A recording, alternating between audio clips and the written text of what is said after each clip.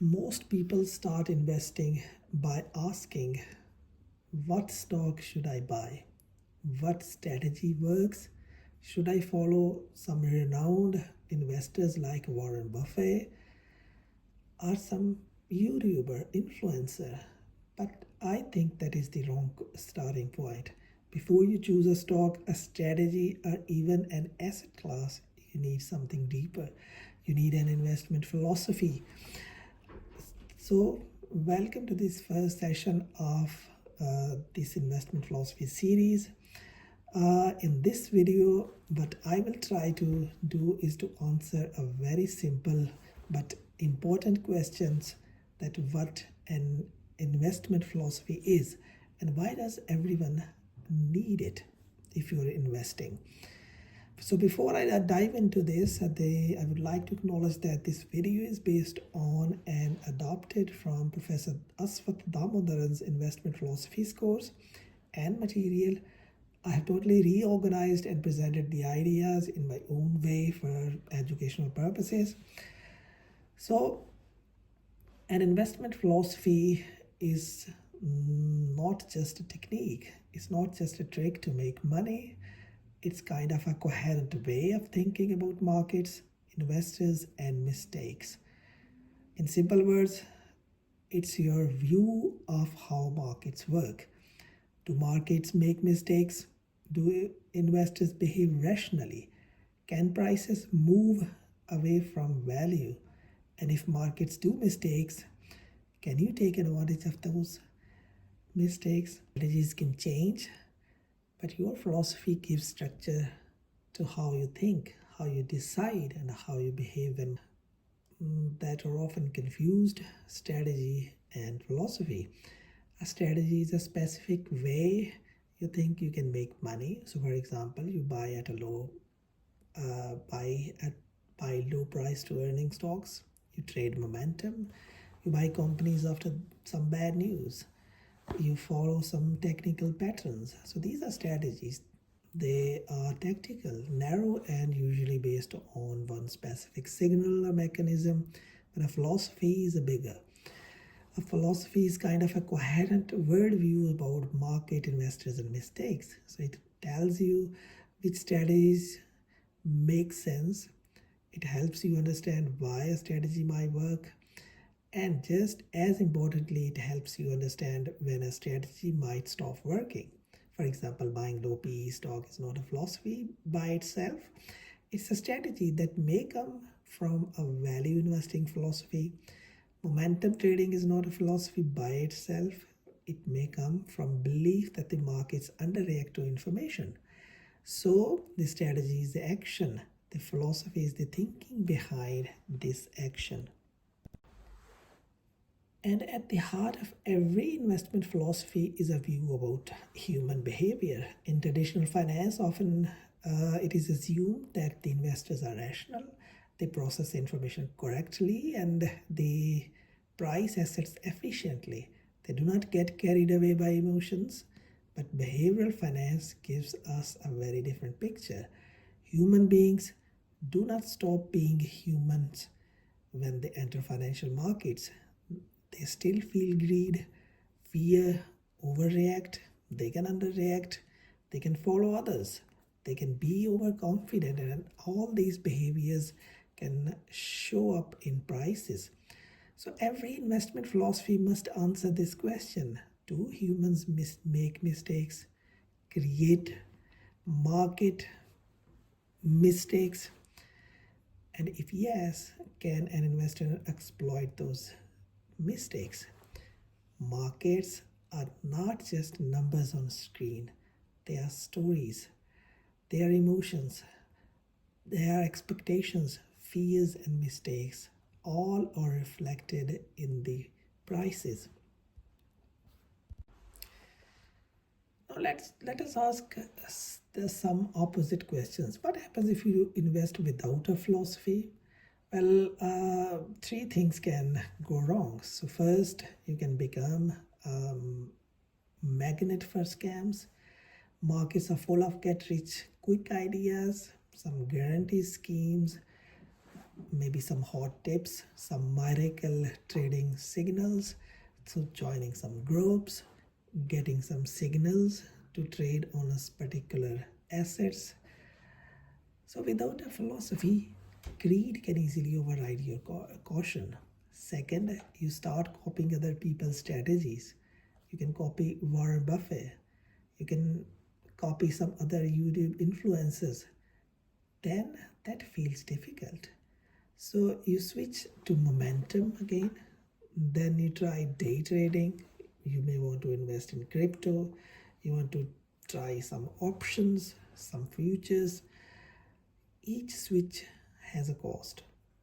So you pay transaction cost, you pay taxes, you lose discipline, and worst of all, you never allow one thoughtful approach enough time to work. So third, you may end up with a philosophy that does not fit you. Some strategies look attractive on paper, but they are emotionally impossible for some investors. A strategy may have high expected returns, but if it keeps you awake at night, you will not stick with it.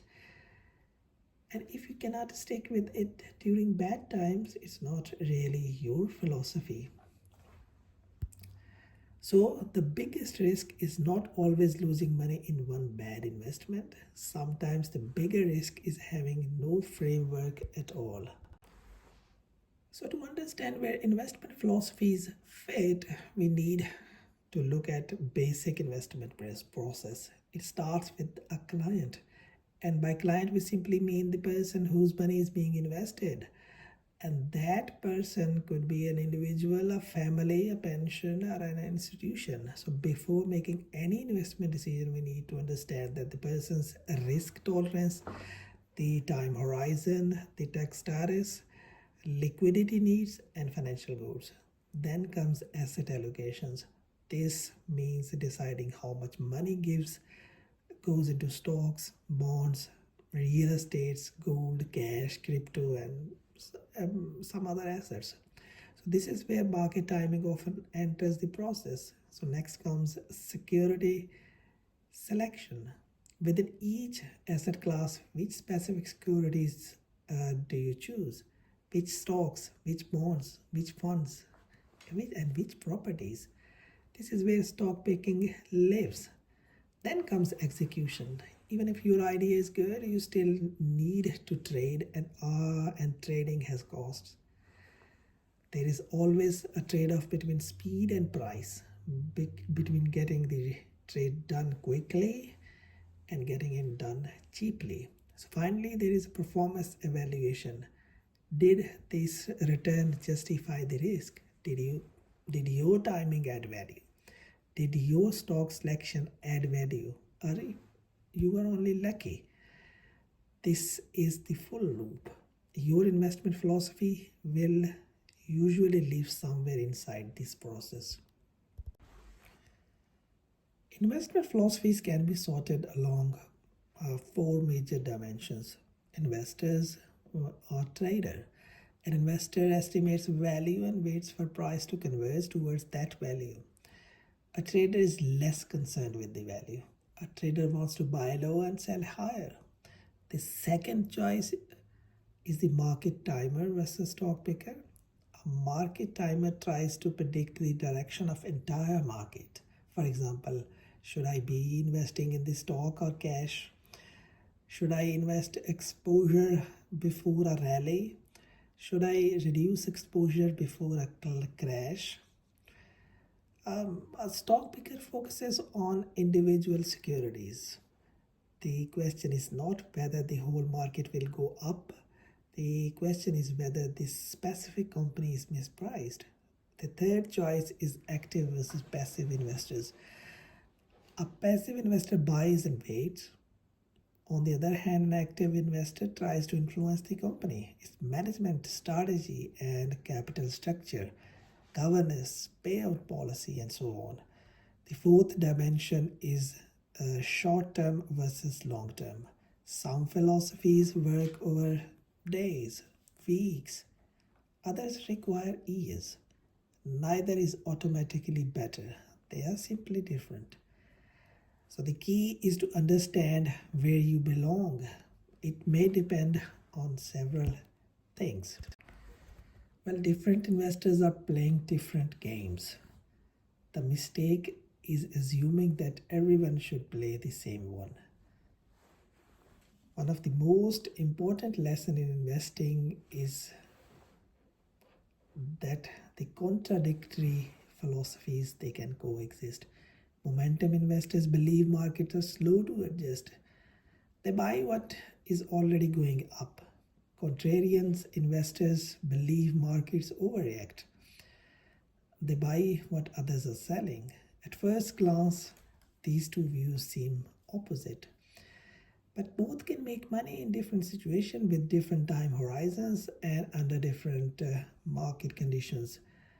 The same applies to stock selection. Some investors rely on fundamental analysis, some rely on charts, some on quantitative signals, some on narrative, and some focus on the valuation of the company. No one has monopoly on the right philosophy. This is not about purity. This is about pragmatism. The best philosophy is not the one that sounds most elegant. It is the one that makes sense, survives real world pressure, and fits the investor using it. And if you are the investor, it should fit you. So the right investment philosophy is the one that fits you. Warren Buffett's philosophy worked for Warren Buffett. Peter Lynch's philosophy worked for Peter Lynch.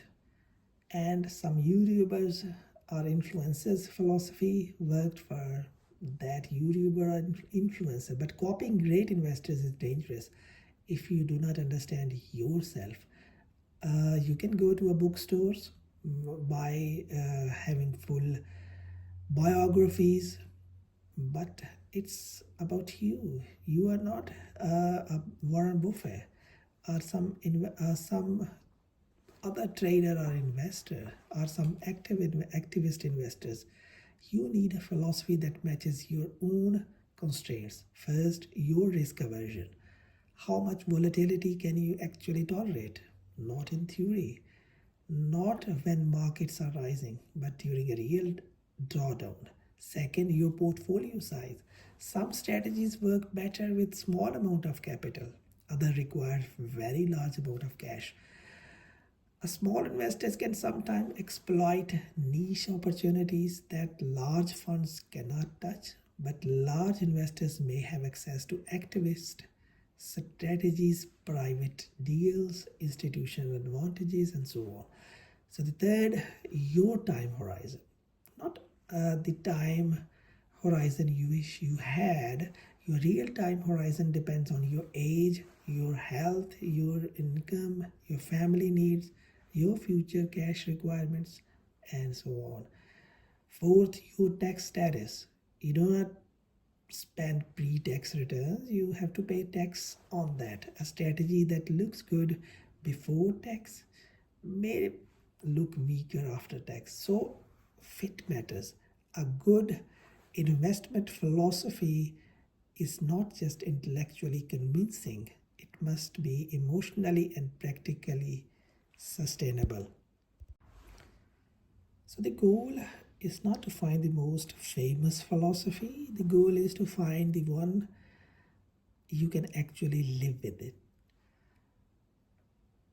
So what we will try to do in this series of lectures, that we will first cover the tools for the trading, like risk measurement, valuation, accounting, trading cost, taxes, performance valuation, and so on. Because without these tools, investors, they can fall into traps. Second, we will develop a view of market, like where do markets work well? Where do they break down? When are prices likely to be efficient? And when might they reflect fear, greed, neglect, overreaction, and so on? This view will not be fixed forever. It should evolve as you learn more and observe markets over time. Third, we will explore different investment philosophies like value investing, growth investing, momentum, contrarian strategies, market timings, passive investment, and many more. The goal is not to force on one philosophy, not to focus only having one philosophy, but the goal is to show the whole whole range of philosophies. So we will try to find what philosophy fits well, especially you as the investor.